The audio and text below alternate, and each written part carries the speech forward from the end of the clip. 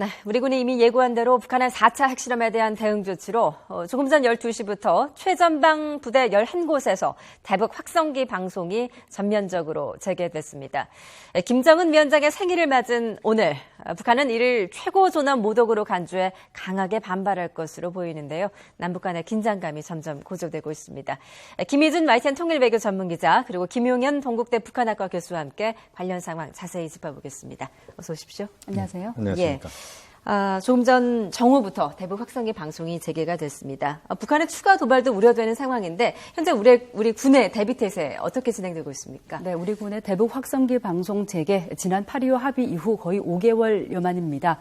따라서 이제 지난 8월과 마찬가지로 북한군의 어떤 그런 무력 도발이 이제 우려가 되는 만큼 우리 군은 그 최전방 지역 대부분 지역에 경계태세를 A급으로 최고주로 올렸고요. 아까 전해드린 대로 그 정보작전 방어태세인 인포콘도 격상을 시켰습니다. 예. 특히 이제 북한이 도발할 경우에 우리 군은 이제 3-4배의 화력으로 응징을 하겠다 이런 원칙을 세워놓고 그다음에 경계 감시태세를 강화하고 있는 상황입니다. 예. 지난 이제 8.25 합의에 따르면은 비정상적인 사태가 없다면 확성기 방송을 하지 않겠다라고 했었는데 사실상 이 합의는 다 깨진 거라고 봐야겠군요. 그렇습니다. 8.25 합의 이전으로 남관계는 회귀했다. 목함지뢰 사태 그 시점으로 돌아갔다. 이렇게 봐야 될 것 같습니다. 예. 8.25 합의에서도 역시 비정상적 사태를 그 기준으로 해서 확성기 방송을 중단한다고 했기 때문에 확성기 방송의 재개는 결국 8.25 합의 이전으로 돌아갔다고 봐야 되고 남관계가 대화 국면에서 대결 국면으로 강대 강의 대결 구도로 급격히 또 선회하는 그런 또 안타까운 상황이 지금 발생하고 있다 이렇게 볼 수밖에 없습니다. 예. 지난해 8월 같은 경우에는 이제 비무장지대 지뢰 도발에 맞서서 우리가 이제 대북 확성기 방송을 했었고 북한이 이제 포격 도발을 하지 않았었습니까? 그렇습니다. 이번에는 북한이 좀 어떻게 대응할 거라고 예상하십니까? 역시 북한의 대응은 아마 지난번 대응과 거의 유사할 가능성이 높다고 봅니다.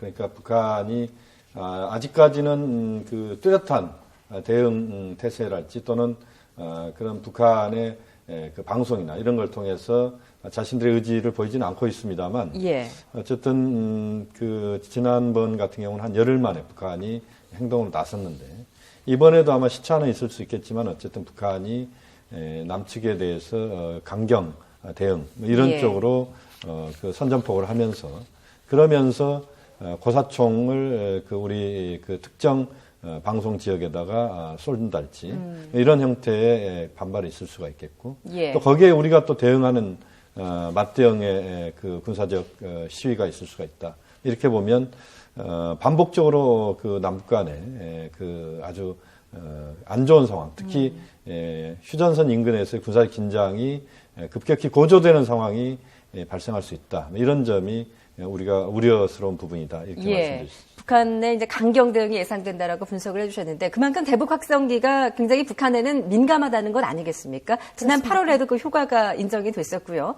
어떤 정도의 효과가 있을까요? 이제 북한에게 있어서 이 대북 확성기 방송은 북한의 최고 존엄을 건드리는 행위이자 또 체제 불안의 요소가 됩니다. 그 내용을 보면은 우리 당국도 밝혔지만 이번에 4차 핵실험에 대한 내용이라던가 김정은 체제의 문제점을 들어가고 예. 또 남한 체제의 우월성 또 이와 함께 신세대 가요들도 들어가게 되고 이제 그 라디오 드라마 같은 것도 같이 이제 방송이 되는데 이를 듣게 되면은 그 북한 군은 물론이고 주민들에게까지 큰 동료가 있게 됩니다. 예. 실제 이 북한군 이 방송이 이제 전달되는 것을 보면은 낮에는 10km, 밤에는 20km도 간다는 것이기 때문에요. 예. 그 전방에 있는 북한 젊은 군들은 물론이고 인근 주민들에 대한 영향력이 굉장히 큽니다. 그런 면에서 이제 북한 측에 있어서는 가장 약한 고리를 건드리는 어떤 아킬레스건이라고 할 수가 있고요. 예. 이 때문에 이제 북한이 그렇게 지난 8월에도 이번 대북 확성기 방송에 대해서 예민하게 반응을 해서 무차별한 포격을 하겠다고 이제 공포를 한 다음에 실제 행동에 나섰고요. 이번에도 그럴 가능성이 적지 않다라고 볼 수가 있겠습니다. 예. 그러니까 이제 북한이 최전방 지역을 지키는 병사들, 또 주민들이 그런 대북 방송에 영향을 받고 또 그것을 북한 전역에 퍼뜨려서 어떻게 보면은 이걸 극도로 두려워하는 것이다라는 말씀이신데, 대체 방송에는 어떤 내용이 들어가길래 이렇게 북한이 알레르기 반응을 보이는 것일까요? 탈북 군인 출신이죠. 이소연 전 북한인민군 상사 전화로 연결해서 좀 이야기 들어보겠습니다. 안녕하세요. 네, 안녕하십니까. 예. 북한 군 4군단에 복무를 하셨다고 들었는데요. 네. 예, 혹시 당시에 대북방송 들어보신 적 있으십니까? 저희는 전현군단이라고 하지만은 제가 지휘부에 있었기 때문에 저는 예. 직접 들어보지는 않았고요. 예. 저희가 늘 군단이나 사단 대대 단위로 조직 책임자들 모인 회의나 또는 훈련 시에 최전방에 있던 군인들이 올라오게 되면 꼭 대북방송 이야기를 했습니다. 예. 그래서 그 군인들을 통해서 저희 전체 4군단에 정말 글씨글씨 그 모든 것이 대북방송에 대한 그런 내용들이 전파가 됐었습니다. 예. 들어보시기에 이 대북 확성기 방송에 좀 어떤 내용들이 담겨 있었다라고 들으셨나요? 그때 북한 군인들이 제일 궁금했던 것이 대한민국 노래였는데요. 네. 대한민국 노래 가수들이 부르는데 전혀 사상 같은 것이 없고, 청춘남녀들이 사랑이나 생활적인 이런 측면들이 많이 나와서 좀 놀랬다. 예. 또는, 대한민국에서 경제가 또 자동차 산업 같은 것이 많이 발전해서 경제가 우리가 정말 생각하기에 우리가 배우기로는 대한민국 경제가 정말 북한보다 너무도 최악의 수준이라고 배웠는데 예. 대북 방송을 통해서는 그 남한의 경제에 대한 것이 나오는데 우리가 생각했던 것보다도 너무도 앞선 이런 경제력이라서 너무도 놀라웠다라는 이런 얘기도 들었고요. 예. 또 어떤 친구들은 그 대북 방송을 통해서 탈북한 이미 전에 탈북한 탈북민들의 생활상에 대해서 나오는데 정말 너무도 그것은 거짓 같았다라는 얘기도 들었습니다. 예. 뭐냐면 탈북민들이 대한민국에 와서 대학교 공부를 하고 있고 회사에 나갔더니 150만 원 월급을 받았고 자녀를 데리고 왔는데 피아노 학원에 가서 피아노 배우고 있고 교회 다니면서 신앙심을 가졌고 이런 얘기들이 방송으로 나오다 보니까 저희 군인들은 저것은 믿을 수 없다라는 이런 의견도 있었습니다. 그렇군요. 오늘 이제 대북 방송에는 김정은을 비난하는 내용도 들어있고요. 제4차 핵실험이 어떤 경제난을 가중하고 있다. 이런 내용도 들어있다고 합니다. 북한군은 이에 대해서 어떻게 생각할까요? 북한 군인들이 80년대, 90년대 군인들하고 지금 2000년대 지금 들어와서 군복무하는 군인들이 생각이나 이 사람들이 가지고 있는 것이 좀 다르다라고 보아집니다. 80, 90년대 군인들 같은 경우에는 국가가 주는 배급 제도에 의해서 군복무했던 군인들이고 그나마 군 생활이 조금 풍족했을 때 했던 군인들하고 지금 현재 부모님이 나를 키워서 군대 입대했던 세대, 즉 당마당 세대라는 이 군인들이 4차 핵실험이나 김정은 체제에 대한 비난이 나온다 그러면 8, 90년대 군인들하고는 다른 이런 생각을 하고 있지 않을까 싶습니다. 즉 수령에 대한 믿음보다는 돈에 대한 충성심이라는 것을 이미 전에 느꼈던 군인들이 또 방송을 통해서 김정은에 대한 비난이 나온다라고 하게 되면 그에 대한 거부 반응은 좀 이전 군인들보다는 좀 적지 않을까 싶습니다. 그렇군요. 하지만 이런 대북 확성기 방송이 이제 계속된다면 앞으로 어떤 이 북한군의 교란을 하는데 적절한 효과 방법이라고 생각을 하십니까? 어떻게 생각하십니까? 저는 대북 확성기 방송은 북한 군인들에게 정말 하나의 너무도 좋은 효과로 다가가지 않을까 싶습니다. 북한 군인들은 현재 당마당 시대 군인들은 시장이라는 걸 통해서 한류라는 것도 몰래 접해봤고요.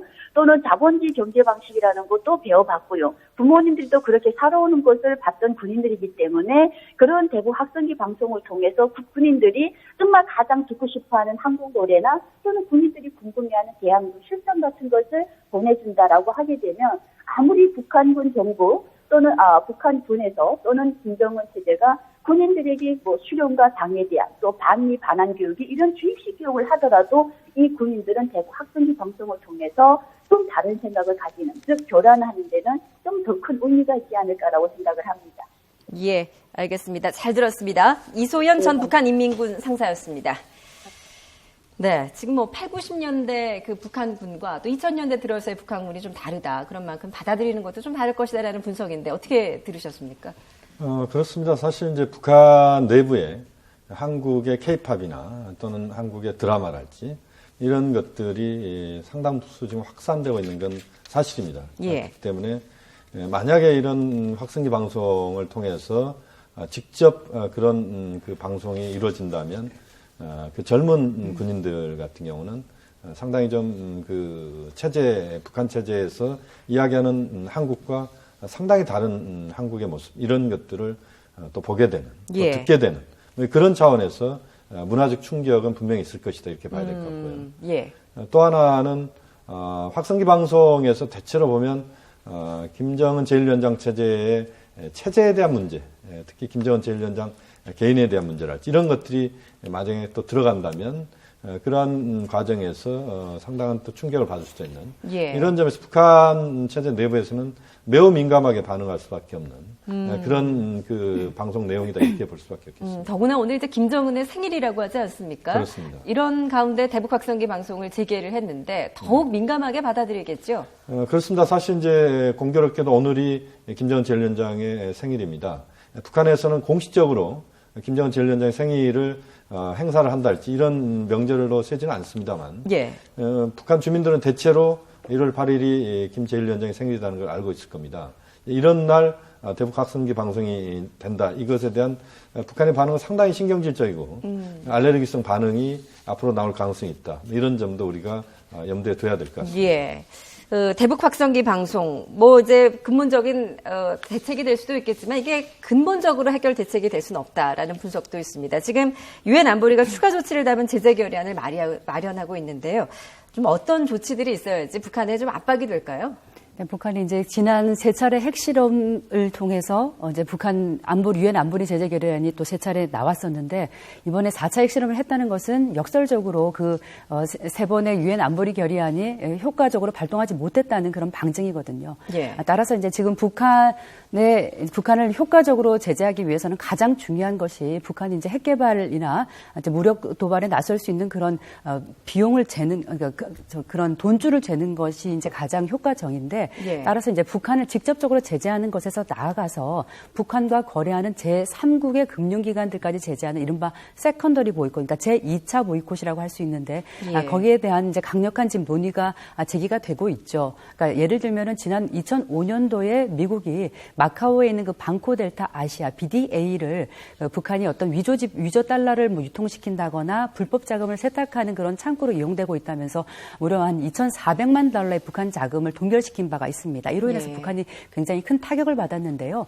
이처럼 어떤 그 북한과 거래할 수 있는 모든 자금줄을 좀 죄는 방법이 있을 수 있고요. 예. 또 한 가지는 이제 북한이 지금 해외에 파송하고 있는 북한 근로자가 한 5만 명이고 이를 통해서 연간 적어도 2, 3억 달러의 이제 달러가 들어온다는 것으로 알려져 있는데 국제사회가 좀 공조를 해서 북한 인력을 더 이상 받지 않는다라던가 뭐 이런 조치도 필요하지 않냐는 얘기도 있습니다. 또 한 가지 이제 할 수 있는 것은 가장 중요한 것은 사실 중국의 입장인데요. 예. 북한의 이제 대중 경제 의존도가 한 80%에 이르는 만큼 중국이 북한에 대한 어떤 에너지와 식량 지원을 좀 중단을 하는 방법이 필요한데 과연 이제 중국이 어떻게 나설지 하는 것이 이제 최대의 관심사입니다. 일단 이번 4차 핵실험에 대해서 이제 시진핑 주석도 굉장히 큰 분노를 느꼈고 왕이 외교부장이 공개석상에서 이제 지재룡 그 주중 북한 대사가 있는 그 자리에서 공개적으로 북한의 4차 핵실험을 비판하는 등 이제 굉장히 강력한 입장을 보이고 있습니다만 실제 이제 이번 유엔 안보리 결의안 그런 과정에서 중국이 정말 좀 행동을 보일 것인가 하는 부분은 여전히 의문입니다. 예. 왜냐하면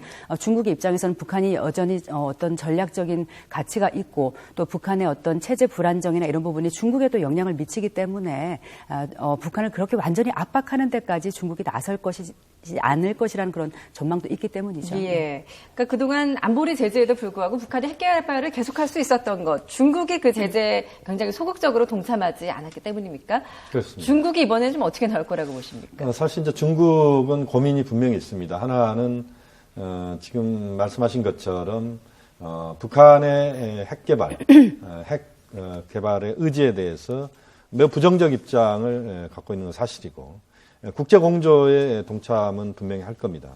그렇지만 이제 또 하나의 측면에서 만약 유엔 차원에서의 대북 제재의 수위가 너무 높다 예. 이렇게 중국이 판단할 경우에는 그 수위를 낮추는데 또 한편으로 역할을 할 가능성이 높습니다. 다시 말씀드리면 북중 간의 전략적 이해관계가 북한에도 있고 중국에도 있는 게 사실입니다. 예. 그러니까 중국 입장에서는 북한을 아예 떼놓고 가기는 어렵다라고 봐야 되고 그런 차원에서 매를 들되 그러나 그 매의 수위를 조절하는 이런 차원에서의 중국의 행보가 이번에도 나올 가능성이 높다. 다만 과거보다는 그러나 그 회초리의 그 매는 더 세질 것이다. 예. 그렇게 말씀드릴 수 있겠습니다. 예. 유엔 안보리의 일단 제재 조치를 좀 더 지켜보고요. 현재로서 이제 북한이 이 핵실험을 했는데 앞으로 이제 대북 방송도 한다고 하고 또 미 전략 자산도 한반도에 배치가 된다고 합니다. 북한이 과연 앞으로 어떻게 나올지 이게 또 궁금하거든요. 북한이 내빌 카드 어떤 것들이 있을까요? 북한은 아마 이제 여러 카드를 지금 고심하고 있을 것입니다. 일단은 뭐 국제사회의 대외 관계보다는 어떤 김정은 정권의 공감을 알리기 위한 그런 데 더 집중을 해서 이제 4차 핵실험에 나섰는데요. 일단은 그 국제사회에서 지금 논의되고 있는 이런 그 대북 제재 논의를 잘 지켜보면서 여기에 대해서 분명히 이제 큰 반발을 하게 되겠죠. 일단은 예. 뭐 외무성 대변인 담화라던가 이런 식을 통해서 반발을 하게 될 것이고 또 하나 우리가 이제 제기한 이 대북 방송 재개에 대한 어떻게 대응할 것인지 하는 부분도 좀 지켜보면서 할 것 같은데 아까 이제 말씀하신 대로 지난 8.25 이제 합의 때 과정을 보면 목함지뢰 도발에 따른 우리 대북 방송 재개에 대해서 북한이 이제 열흘 만에 이제 포격 도발을 감행을 했는데요. 예. 아마 이제 좀 2, 3일 뒤면은 적어도 이제 2, 3일 뒤면은 우리의 이제 대북 방송 재개에 대해서 분명히 이제 무차별 포격을 하겠다 뭐 이런 식의 이제 위협을 가하면서 예.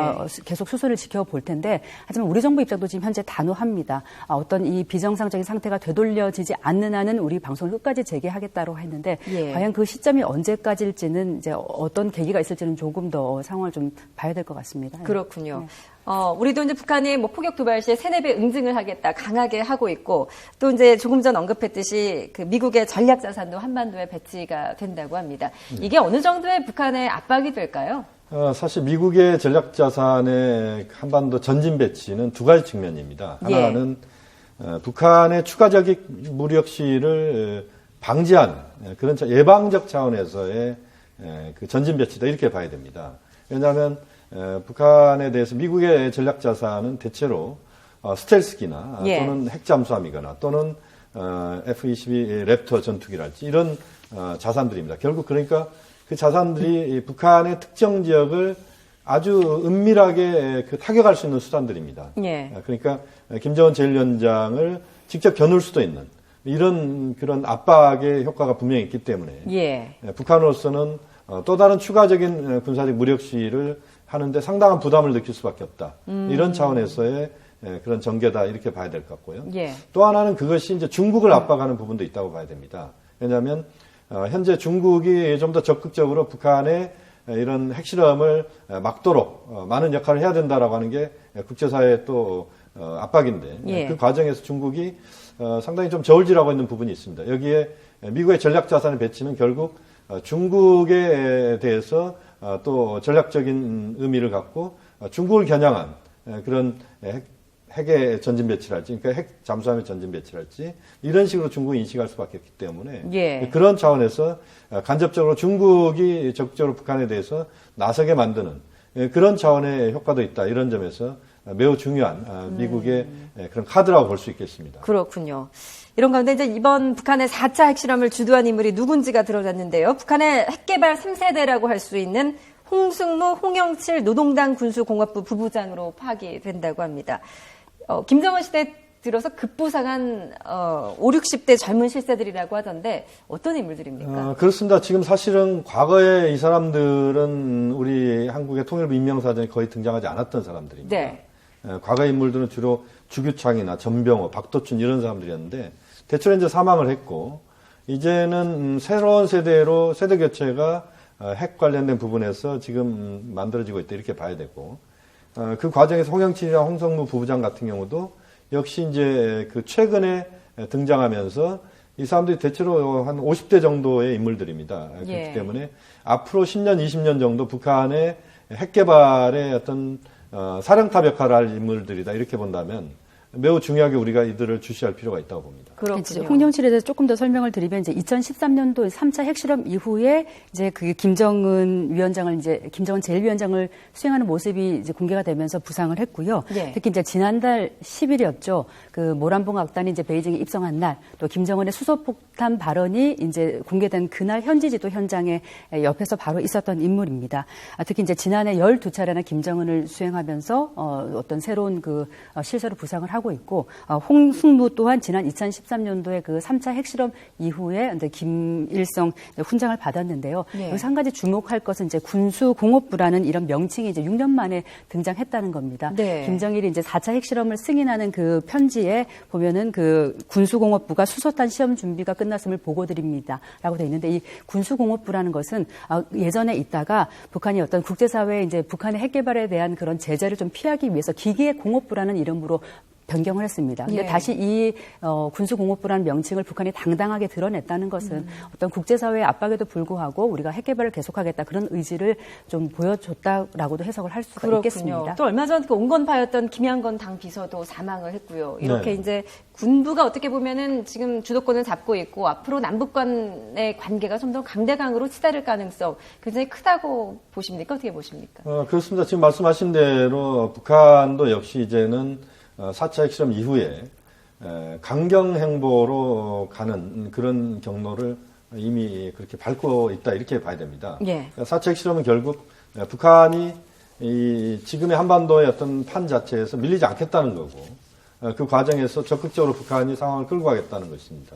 그렇게 본다면 그것은 결국 군사적인 부분에서 북한이 밀리지 않겠다는 것이고 그것은 결국 북한의 대남 강경 세력 또는 강경 입장이 판을 주도한다 이렇게 봐야 될 것 같습니다. 예. 우리 한국 역시도 대북 강경 입장이 또 그 상황을 끌고 가는 이런 흐름들이 이미 지금 나오고 있습니다. 이번에 북한에 대한 확성기 방송도 역시 그 흐름이라고 봐야 되기 때문에 이 흐름들이 서로 맞닿는 어떻게 보면 뭔가 그 접점을 찾지 못하고 계속 평행선을 그어가면서 이 대결 구도를 형성하는 이것이 문제를 상당히 복잡하게 할 수도 있다. 예. 우발적 돌발적 사태가 한반도에 발생할 수도 있다고 봐야 되고 이런 것들을 얼마만큼 잘 관리하느냐 이것도 앞으로의 남북관계 또는 한반도 정세를 관리하는 데 매우 중요하다 이런 점에서 우리 정부도 상당히 신중하게 지금의 행보들을 펼칠 필요가 있다. 예. 그러니까 앞으로의 어떤 장기적인 대화 국면까지도 고려한 그런 차원에서의 행보를 신중하게 펼칠 필요가 있다고 봅니다. 예. 일촉즉발의 긴장감 속에 우리 정부도 좀 신중할 필요가 있다라는 분석 내놓으셨습니다. 지금까지 김희준 YTN 통일외교 전문기자 그리고 김용현 동국대 북한학과 교수였습니다. 잘 들었습니다. 고맙습니다.